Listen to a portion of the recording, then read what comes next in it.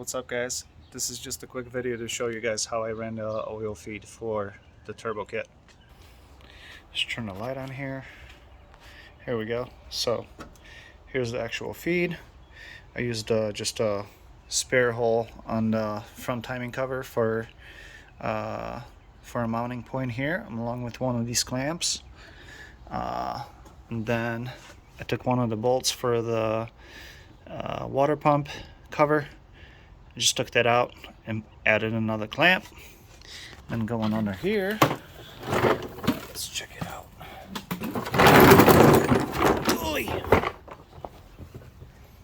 It just comes under the crank there, and it goes into a 180 4AN female fitting. And I believe I tapped that with NPT. I know it's supposed to be SPT, but NPT worked and I had no trouble. So that's pretty much it for the feed line.